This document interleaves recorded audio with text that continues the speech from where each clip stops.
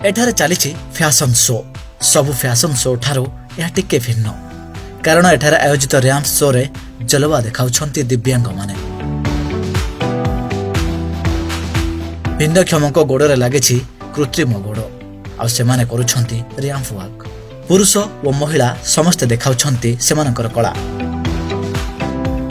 World cancer day रे red स्वस्तिक society ए message दौची समस्त सागर गोटे नियर प्रोग्राम करके जोटा कि आप कहे fashion parade is not for the peoples who are working in the ramp this is a programme who are working with the disable आज आपंकर सामने चलिए आउ जो माने कैंसर पीड़ित अच्छा से देखिए से भी आज चलिए।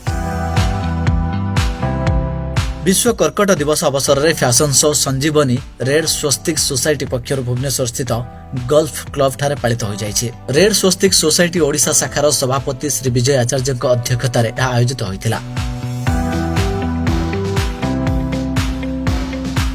ଏହି କାର୍ଯ୍ୟକ୍ରମରେ ରେଡ୍ ସ୍ୱସ୍ତିକ ସୋସାଇଟି ଓଡ଼ିଶା ଶାଖା ପକ୍ଷରୁ 5 ଜଣ କର୍କଟ ପୀଡ଼ିତଙ୍କୁ ଆର୍ଥିକ ସହାୟତା ପ୍ରଦାନ କରାଯାଇଛି। ଏଥିସହ ବିଶ୍ୱ ଭିନ୍ନକ୍ଷମ ଦିବସ ଅବସରରେ ଚିହ୍ନିତ କରାଯାଇଥିବା 300ରୁ ଊର୍ଦ୍ଧ୍ୱ ଭିନ୍ନକ୍ଷମଙ୍କ ମଧ୍ୟରୁ 100 ଜଣଙ୍କୁ କୃତ୍ରିମ ଅଙ୍ଗ ପ୍ରଦାନ କରାଯାଇଥିଲା। Bureau report Odisha Bhaskar.